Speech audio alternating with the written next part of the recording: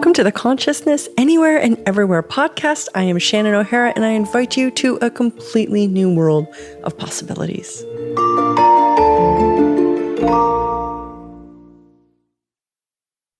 Welcome to the 100th Consciousness Anywhere podcast. Woohoo! How does it get better than this?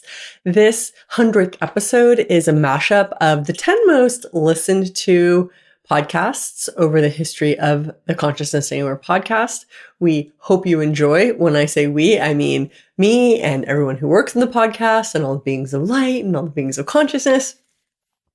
That you enjoy this most listened to mashup for the 100th episode. And here's to 100 more. Money come, money come, money come, money come, money come, money come. Welcome to my Money Come podcast. So it was brought to my attention recently that I've literally only done one previous podcast on the topic of money, and that was with Curry Glassell way back in the beginning when I started the podcast. And I find that strange because money is actually one of my favorite topics, and it's an area that I've accelerated in dynamically in my own life. So I thought this would be a great time to talk about money.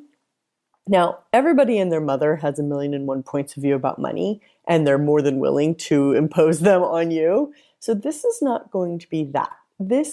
I will sort of talk about money from my perspective, give the sort of empowerment, education, information that I've been given, and also share some of the ways in which I've been able to create millions and millions of dollars facilitating access consciousness, which is its whole own phenomenon unto itself.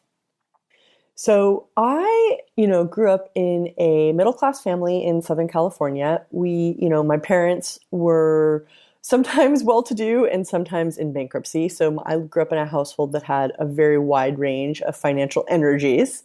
And it was really my stepfather, who you guys, if you've been listening to my podcast or you know me at all or you know Access at all, is Gary Douglas, who's the founder and creator of Access. And it was through his Right Riches for You classes, through a lot of the money. He did this whole gold membership, a really long time ago in my 20s. He did this month-long gold membership with Dane here that turned into, I think what they call now is the Creative Edge, which is the monthly access sort of membership club. But it used to be all about money in the very beginning. And I did that, and I read all the access books and stuff. And that's really where my money has come from. This is definitely not this reality conversation about money. This isn't invest in your 401k and get a bank account with good interest. And this is not that conversation. This is a very different awareness around money. So let's go back to the very beginning of reality. It's what is money? Where did this stuff come from? Because money is conceptual. It is a reality that you have to learn about. And it doesn't naturally exist. It is invented. There is no natural law that equals $1. There is only a belief system that we choose to function from that equals $1 as a reality to us. It's if you gave a monkey a gold bar, would it have the same point of view about it that you would? So we have to learn about money. It's not a reality. It's not real. It's something that we choose to function from. And in the beginning, there was gifting and receiving. Meaning, it's does the sun send the earth an invoice for the energy that it gifts? It's no. It's the sun gifts energy and the earth receives it. And in so is also gifting of its resources. And so gifting and receiving is actually the higher harmonic or the greater awareness, the actual truth. And money is a lower harmonic or a way in which gifting and receiving can show up, but it's not about the money, it's about the receiving. One of the ways in which I've become more articulate in energetics is by using the tools of access, questioning, and discovering how sometimes the stuff that I feel, quote unquote, or whether that's in my body, I'm feeling it, or psychologically, I'm feeling it, it boils down to some stuff that's cognitive, some stuff that I can find that makes sense, quote unquote. And sometimes it's these energies that have no words, that don't have a definition, that are very present in the world. Yes. And that's exactly it. And here's the thing, though, is even the things that we've decided are cognitive are still energetic. Even the things we feel in our body are still energetic. And then all those other things that we don't have a definition for yet, or a reference point for, or a word for, those are what we refer to as energy, which is why when people say, what is energy? What's your definition? I go, everything. Because people act like if it's a thought, if it's a feeling, if it's an emotion, if it's a pain, then it's not energy. Well, yeah, it is. But if you can look at it this way, okay, so let's really simplify things, and let's just put it this way, okay? The energetic world impacts the physical world. Cool. So in other words, before you have something physical going on in your body, long before that, you had something energetic going on. Wow, cool. And if we could just recognize that, okay, that becomes a game changer. That's the big part of what I really wanted to talk about today, because you've shown me this energetic capability, vocabulary, access that, I'm going to be totally honest, I had no idea existed before you started doing your work and I started going to a lot of your classes. And through your facilitation specifically, and you're a real master of energetics. And I almost hate saying energetics because it sounds so vague or airy-fairy or not direct or clear enough, but sorry to say, it actually is just energetics. Yeah. Through going to a lot of your classes. And thank you, by the way. And thank you. This energetic world that exists that I didn't believe in, I didn't realize existed, and I really didn't have very good access to. I started to gain access to. And through accessing that energy, by not thinking, not going into the head, and by following the energy, it was this magical key that all of a sudden the whole universe becomes this possibility. Yeah. The playground that's for us to choose to create or to ignore. So we're talking, and what we're talking about is consciousness. Consciousness. And the thing about consciousness is consciousness includes everything and judges nothing. Now, the interesting part about it is there are all kinds of people who talk about how you have to be more conscious and do conscious and all that kind of stuff. But 90% of them don't actually have a definition for consciousness. And access is the only thing that has a definition for consciousness, which is it includes everything and judges nothing. So most of these people are trying to find a way to be conscious without having an awareness of what they're trying to be. And so you got to get, if consciousness includes everything and judges nothing, does that mean it includes sadness and tears and anger and upset? Yes, all of it. That's so amazing. It's amazing because I remember when you first started doing access and talking about this consciousness thing, I was like a teenager. So I was just like, whatever. Like I had no reference point, no interest, no real point of view, not a lot of interest until I was in enough pain and sort of like suffering enough in my life that I started trying out some of the stuff you were suggesting, like, hey, why don't you try this? Maybe this will help. Yeah. And what it was the tools of access, of accessing greater consciousness. Yes. And that's what access is really about, giving you a place where you can use the tools to create greater consciousness, greater awareness, and less judgment in your life. So you have more choices. You have more possibilities. You have the gift of you. Well, that's so interesting because I know for myself, and I wonder how many other people have tended to do this. It's like I've tended to think like consciousness would exclude difficulty or complaining or, it's like the thing is, if you have a difficulty and you have no point of view about it, everything changes. Greatest example I had when you guys were teenagers. You would, stay up late and, I'd go to bed early. You'd stay up late and I'd get up in the morning and the kitchen would be a mess.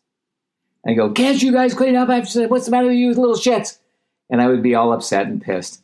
And one morning I got up and I went, interesting point of view. And I started cleaning up the kitchen. And it's like all of a sudden the kitchen was totally clean in 10 minutes, where before it used to take me an hour. I go, what's the difference here? I have no judgment. I have no point of view about it. I can get it done faster. Oh, it just opens me up to so many other questions and insights. Like when you don't have a point of view about something, you like. So I have a question. So you not resisting the kitchen being a mess, or not having an upset about it? I also stopped resisting you guys making a mess. You started making less mess. Well, it's so interesting because like I even want to ask, like, so is that being more conscious? Yes. Because it's including everything and judging nothing. Wow. If you include everything and you judge nothing, then all things can change. But if you have a fixed point of view, or you get upset, or you do that, then it just solidifies that point of view. Well, I'm even noticing myself recently, and like I'm just going to admit some facts here, that like I've been really deeply exploring what I thought was consciousness. Yeah. For, 18, I'm going to call it a solid 18 years now. Yeah. And yes, my life has expanded beyond what I ever thought was possible. And things are, I would say I have a really magic life and living and embodiment. Yeah. And that's what happens. But even but even recently I've been in my head, I'm like going into, and I'll just use relationship as an example. I've been going into judgment of what's occurring. Yeah. As though that's going to achieve something. I know, but you're taught that you have to judge things into existence here. I mean, everything, it's like when you were in school, you didn't get the right answer. So what'd you have to judge? I guess me, you, that you didn't, That I didn't get taught right, that I didn't know, that I don't know. They never ask you, how'd you come to this conclusion? See, and that's the one thing I always asked you guys when you were kids is, okay, how'd you come to this conclusion? Right. Because I was always more interested in how you got to the result you got than I was what you chose that wasn't right. Because I wasn't trying to get you right. I was trying to get you to recognize how you created. And I was trying to get to a recognition of how you created, which is pretty much how I do everything with Access, is how did you create that? Because if you start to look at how somebody is creating something, you don't come to judgment. You come to, okay, what is actually possible here? I haven't even considered. What if you were just people could see that you were lying? And one of the things people have to start doing is say or think truth before they ask any question. Like, is this person lying? Truth, is this person lying? Because the law of the universe is if you think truth or say truth before any question, they have to tell you the truth or you get to know they're lying. Do people even give a shit that they're being lied to? That's my big question. Does people care that they're buying lies? I don't have an answer to that. You just asked a question I'd never considered. I think you are correct. People don't care if they're being lied to. I mean, you gave that, Wow. that tool of asking truth, like when you're listening to somebody, I use that all the time, but I don't even really think people care that they're being lied to. I think you are correct. I mean, that's clearly how all of these systems have allowed themselves to substantiate so dynamically. I mean, if you just look at like the beauty industry, I mean, all of that is about lying. None of it's about like accessing greater consciousness that would facilitate greater beauty through the energy of, natural engagement with the universe. It's all about covering it up. And I mean, where are we headed if people don't care that, You're right. that they're living a lie? Wow. That is so spot on. Gosh, Shannon, you just asked a question I never asked myself. You just changed my world. Cool. Well, I mean, I had never asked, do people care if they're being lied to? And it's like, the actuality is, no, they don't. Yeah. And it's like, I do, and I always have. So it's like, I always saw the lies, and I always wondered why people lied about things. And I was told to tell the truth, the whole truth, and nothing but the truth, so help me God. And I did. And it's like, and then I told people, don't tell people what you want them to hear, tell them what they can hear. But that's lying. No, it's not. It's just telling them what they can hear. And it's like, but I realize that these people have taken that, tell them what they can hear, to a whole new category where their point of view is lie to them, they won't care. Lie to them, but won't care is correct, because that's the way Trump lives his life. Well, exactly. Wow. But I've also watched over the years, it's like I've watched myself personally, and then I've watched you have conversations with people where you're actually indicating where there's a lie, where they're being lied to, or where they're lying to themselves, and they don't want to hear about it. They don't want to know, yeah. I've watched myself do it too. I will be honest. I've watched myself do it too, but not anymore. I mean, now I'll just bite the bullet and nerve down and swallow that brutal truth, and then everything changes. But I don't see a lot of people with that. Changes. That's the way. Wow. That's the reason when Trump says global warming is a lie, everybody goes, yeah, it is. Because they don't want to see the truth of that, and they don't want to see what causes it, and they don't see how they contribute to it, and they don't want to see how they can change it. It's on so many different. Okay, you just changed my whole world, Shannon. Thank you. Haven't you noticed that when you try to get people to look at what is, they don't want to look at it? Yes, I have. I have noticed that. They just don't want to even see, which, I mean, it happens on the huge level, like what you're talking about with Trump. That's like on one level. But then if you just look at even the personal relationships we have, even people who are in abusive relationships where they're getting punched in the face. They don't want to see it. They don't want to see it. So there is so much more that's possible. And if you're one of these people that has access to either some part of reality that like your parents wouldn't accept, or like you weren't allowed to have as a child, or you're not allowed to have in your marriage, or your friends will think you're weird, or society will think you're weird, that's a different kind of crazy, right? That's like you don't fit. That's not you're crazy, that's you don't fit. And we really need to know the difference between like real crazy, which I think is a difficult definition, and then like you don't fit, like I'm crazy different, right? And they're different. Those are two different areas. It's the same word, but it's very different things. True crazy, I think, has to be up for you to determine. And I watched, I remember years ago, like 13, 14, 15 years ago, I watched this. There was this documentary. I was living in Sweden at the time. And there was this documentary on the television about the Heaven's Gate cult, which was a cult in Southern California. It was like really famous for, they all put on Nikes and like drank arsenic, I think, in their Kool-Aid, and like committed like group suicide together. Which there are many cults that have done group suicides together, but that was just, this documentary was about that one. And I was like watching it and I was like fascinated. And by the time I got to the end of the documentary, I was like completely freaked out. And like they did these interviews, they showed these interviews with some of the cult members, like doing these, talking about what was like Hail Bob and, you know, what was going to happen, and sort of like, and like looking in their eyes. That was the first time in my adult life I had actually looked into the eyes of like true insanity. And it totally freaked me out. I was like completely keyed in by it. And I actually spoke to my dad, Gary Douglas, founder and creator of Access Consciousness. I had to call him the next day because I was like so weirded out. I needed help. And he said, and I told him I'd watched this documentary about the Heaven's Gate cult.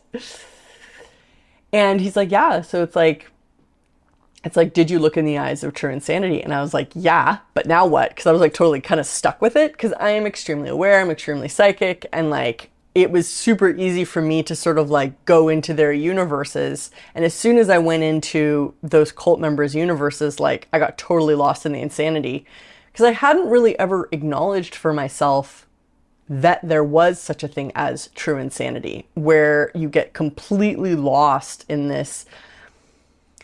I don't know what you get lost in, but there isn't a sense of self. Like I didn't have myself. I had no peace. It was just very difficult, which I think anybody who has suffered with insanity or been institutionalized knows what I mean. So he's like, did you look in the eyes of true insanity? I was like, yeah. But then what? And he goes, well, have you ever acknowledged like the edge of sanity and insanity? And for me, I had never really learned to distinguish it, because we throw around this word crazy a lot. Like, oh my God, that's so crazy. Or, oh my God, I'm being so crazy. Like, oh my God, you're crazy. Like it's a joke. And then when you watch documentaries about cults, that's a whole different kind of crazy. So, I mean, even I think it's really super funny in the Google definition of the definition of insanity that comes up on Google. What is it? Extremely enthusiastic.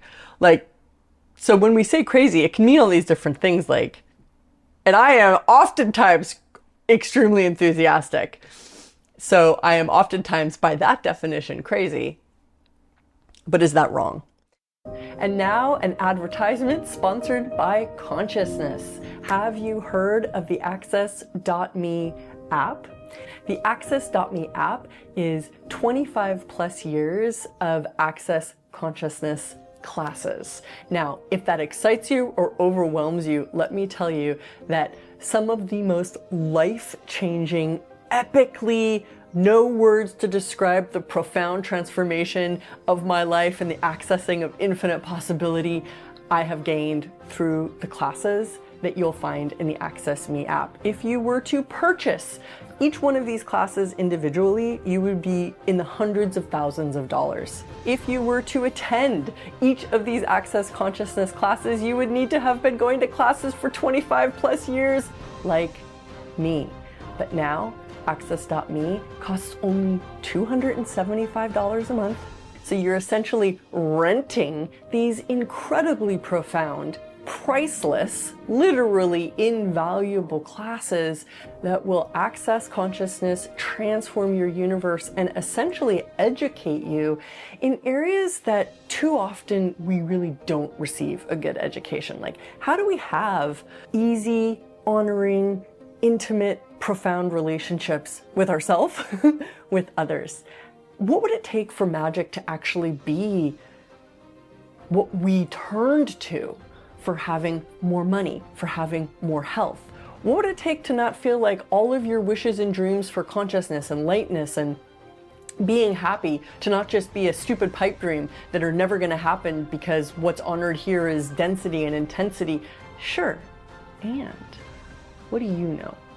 Access.me is a treasure trove of possibility that you can subscribe to on a monthly basis to access more consciousness. How does it get any easier than that?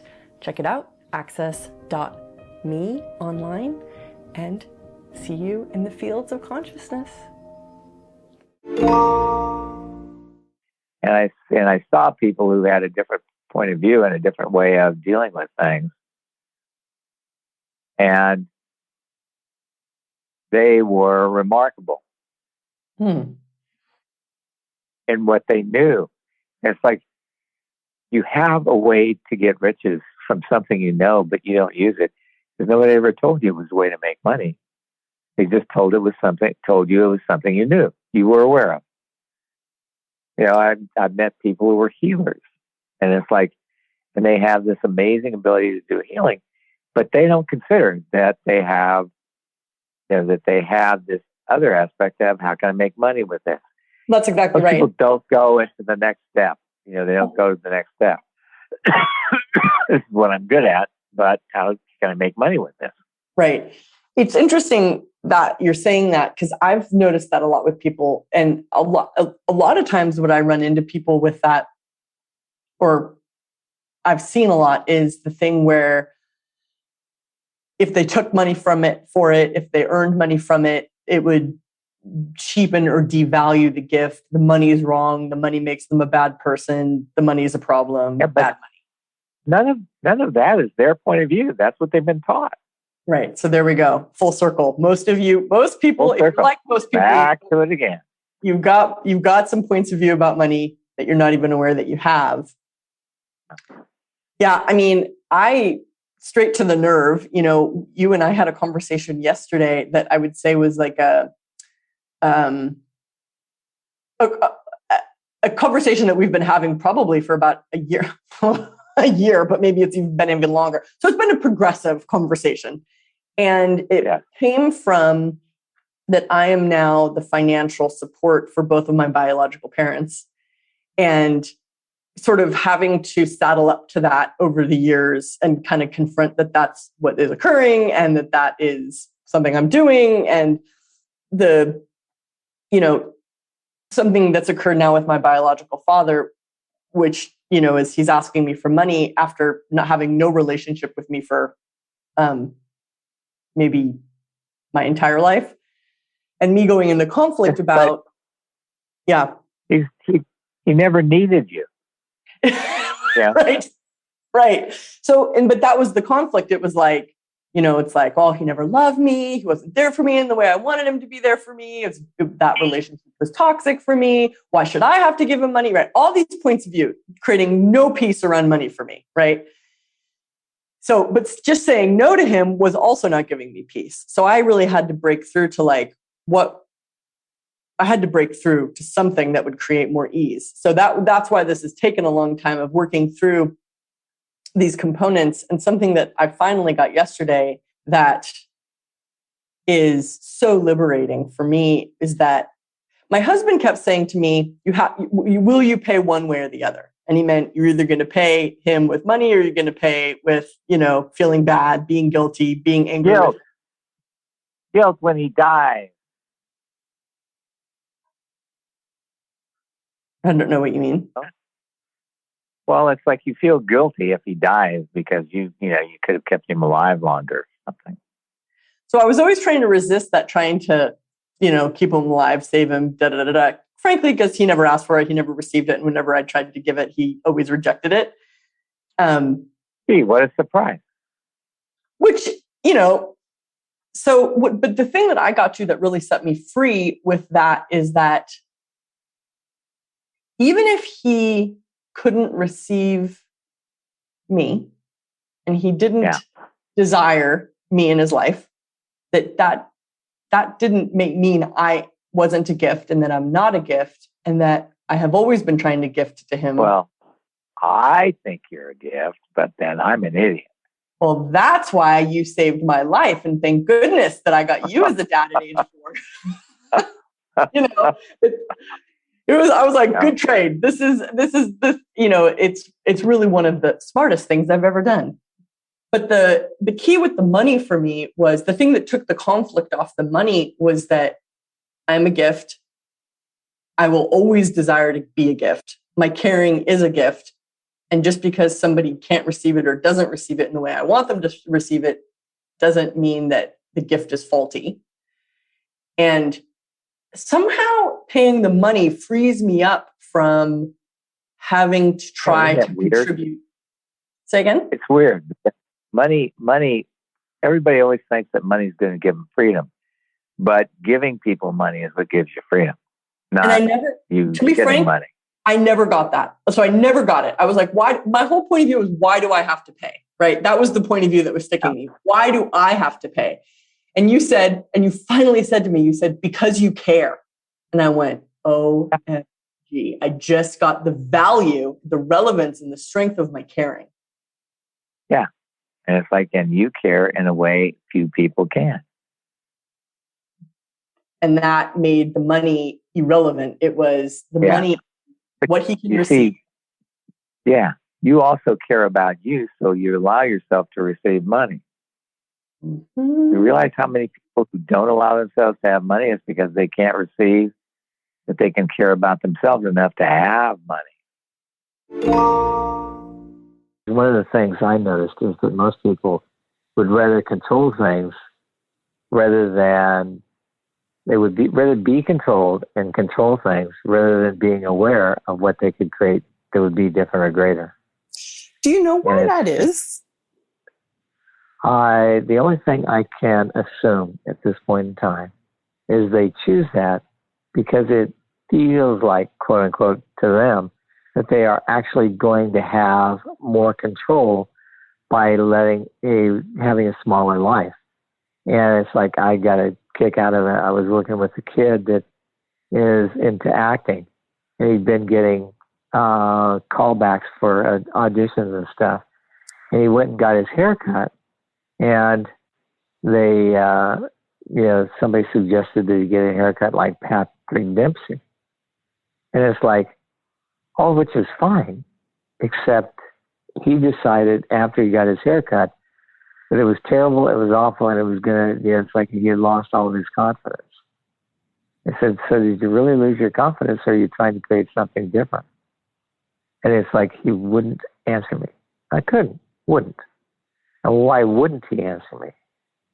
Because at least he could use that as the reason and justification for why he didn't get any callbacks this year. And it's the beginning of audition season. So he really should have been just like going for it and working wherever he could. But he was not doing that. He was trying to find a reason why he couldn't succeed. So looking for a reason for why you can't, is that a form of control? Yes. It's one of the ways you control the universe so that you don't have to step up to being more than you currently are. Right. So that's a lot of what control is. It's to not step up to being more, greater. Yes. Mostly that's why people do control, is they don't want to have a life that's bigger than they can, can control and understand as such as it is. I really saw that in myself so many times with running my own business and noticing that the business was growing to the degree that I had to hire more staff to handle the work, but I felt that having more staff was actually more difficult. And through many conversations with you and a lot of soul searching on my own behalf, I recognized that it was totally a control thing. If I brought on more staff, I would be less in control of the finished product. And it took me, I'm going to be honest, it took me like 4 or 5 years to really work through that. And now I'm at a place where the people that I work with have autonomy to function independently and to do their jobs as they can. And what comes out of it is a level of productivity and ease that I never could have even imagined was possible without me controlling every single little detail of everything. Yes. And it's like, that's the problem, is we think we have to handle. It's called micromanagement. Chudisa Bowman wrote a great book called Conscious Leadership. And it's a hard book to read because there are no stories in it. It's all just flat out information. And the one part of it that I found so dynamic was the fact that she talked about micromanaging. And people micromanage everything. They try to keep it to the conditions they can control. Control is the way you make sure that your failure is something you're okay with. Yes. But you see, it's like if you do projections and expectations and separation judgments or rejections, you have to have the goddamn answer. Wow. So when you have to be right. And you have to be right. Jesus. Yeah. That's a whole new level of me having to admit to myself where I'm mostly looking to be right about stuff rather than aware about stuff. Yeah. See, the great thing about awareness is that it opens the door to greater possibilities. And I think personally, awareness is one of the most misunderstood, underutilized resources and phenomenon amongst people. I would agree with that totally. Because when we talk about awareness, it's like maybe it's a theoretical good idea out in the world, but when you really start accessing greater awareness, that's when you start to behold the phenomenon that. Well, it's like when you actually embrace it, you stop having it as a theory, and you start having it as a practice. And that's what getting out of projection and expectation, separation, rejection, and judgment sort of leaves you with. It leaves you with, Now you just have to be aware. Yep. Not now you just have to be aware. You get to be aware. You get to be aware. So can you help me to see, let's if I can give a personal example, and if you could help me utilize some of this information and these tools in this particular way, which is like in my marriage. I'll use my husband as an example. When we first got together, you've given both of us sort of endless support and coaching and facilitation and contribution so that our marriage could actually work. And when I gave you both massive amounts of warning. True. True. It wasn't you guys. You were definitely not the proponent of you guys are going to live happily ever after. I'm so happy for you. It was definitely like, if you keep going in this direction, be aware of this. If you keep going in this direction, you're going to have problems. Yeah. Yeah, absolutely. And so well, I got to tell you what, it's like, that's the brutal honesty that you've been willing to gift that saved my life and saved my marriage. So when we first got together, I was in this place of just looking for somebody to fulfill my expectations, my projections, my needs, what I thought should be the right, good, perfect, and correct relationship man, sex partner for me. And I'll admit it. And that was, although I also desired to have an expansion of my universe, to have more choice, more possibility, more fun, there was also the projections and expectations intertwined in there. And you, I think for years... It's the projections and expectations you have of yourself, which is about how you have to have more of something. Oh. But it's the projections and expectations you have of him that require him to try and deliver it for you. Okay, I'm sorry. You're hitting so directly right on the spot that I can't even maneuver beyond that. Can we take a few steps back and repeat that? Yeah. So it's my expectation. When you have projections and expectations of you, I must achieve, total awareness as an example. Okay. Okay. That's a projection and expectation of you. That's not what can I choose here? What can I choose here? Yeah. And we have to start functioning from what you can choose, not from what you project and expect. Okay. And we have to put that in flashing neon lights. What can I choose here? Not what can I project and expect? I mean, that's it's such a simple distinction as you state it, yet it so revolutionizes the way that the majority of people function. And all energies should be useful. And as infinite beings, we should have access to all energies. Right. And I always knew that, that I had access to more energies than other people did because I never assumed a wrongness in an energy. I always assumed, what can this be? Okay. And the one thing that became real to me is everything that's considered a wrongness in this reality is a strongness we all have access to and generally speaking don't use. And I would like to really indicate how much that statement has set me free. Everything that you think is wrong about you is actually what's strong about you.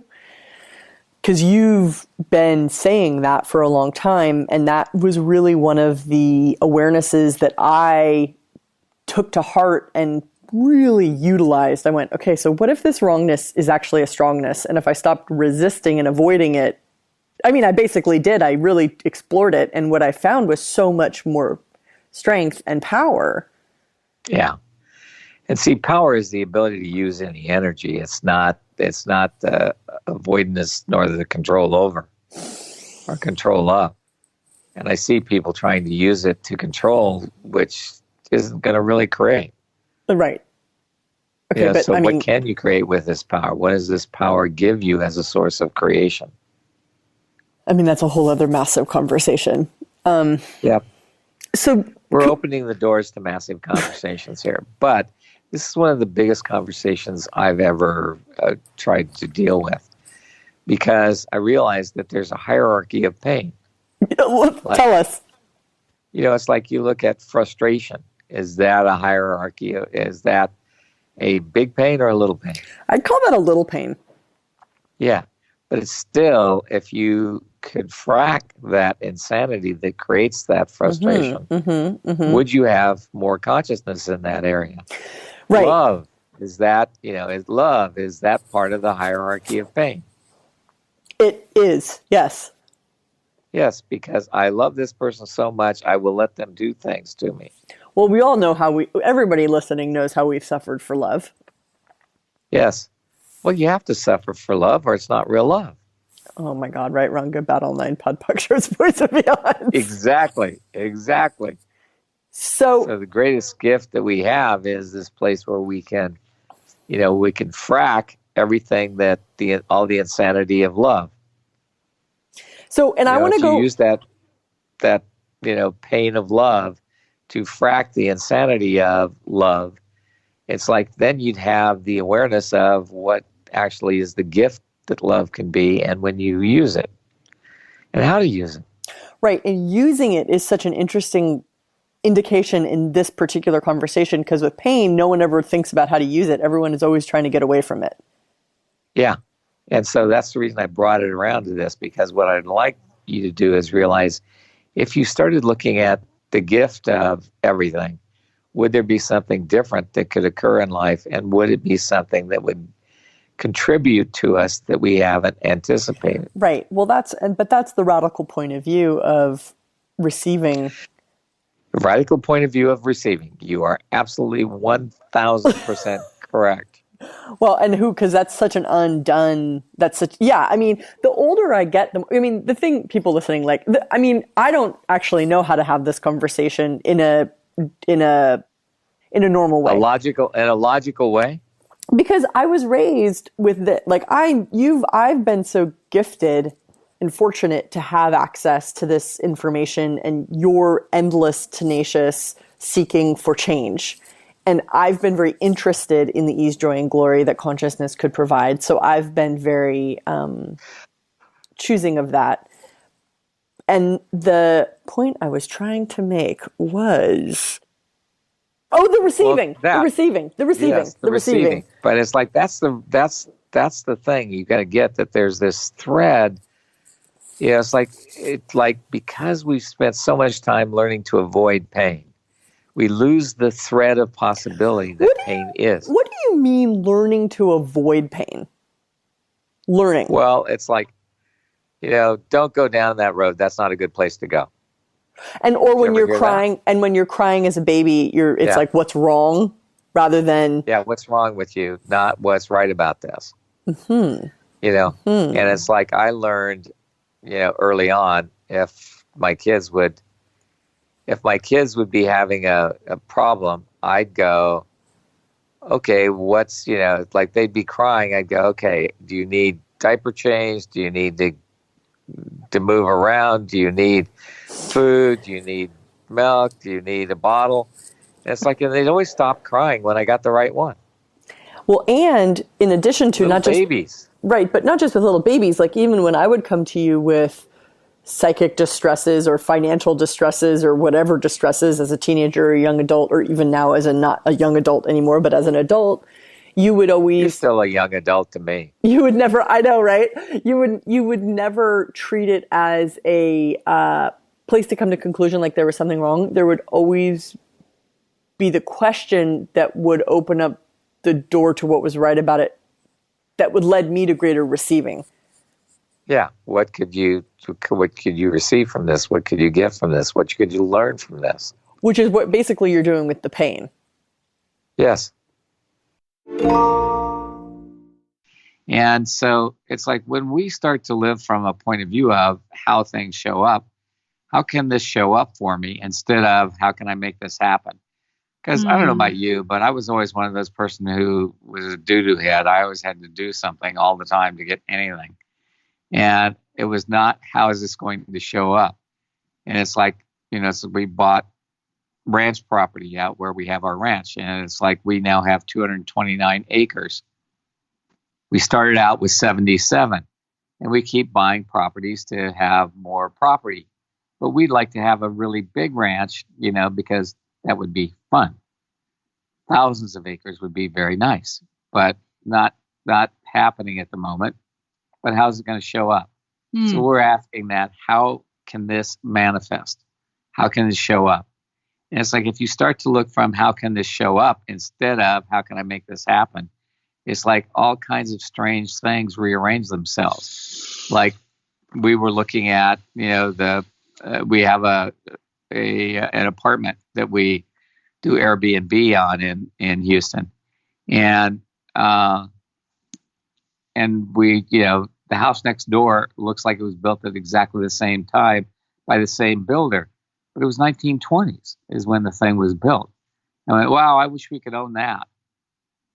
And there was a for rent sign out in front on it, and it's like nothing was happening, and I didn't think anything about it.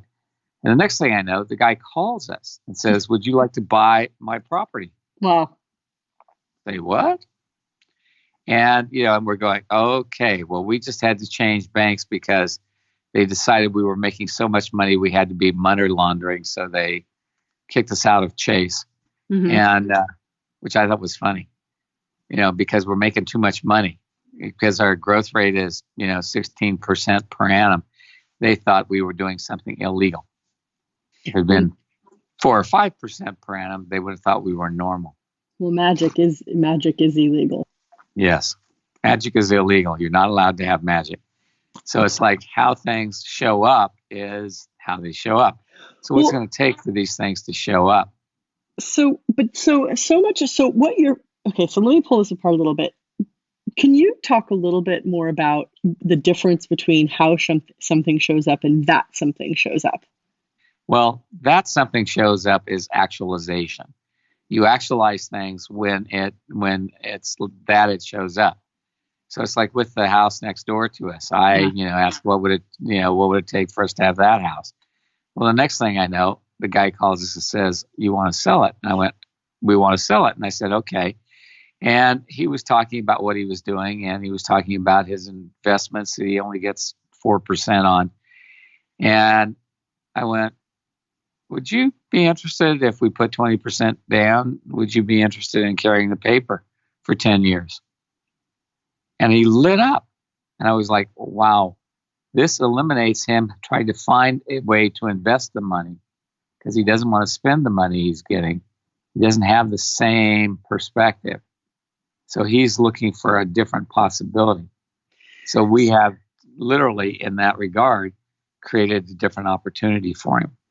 And he's now going for the deal.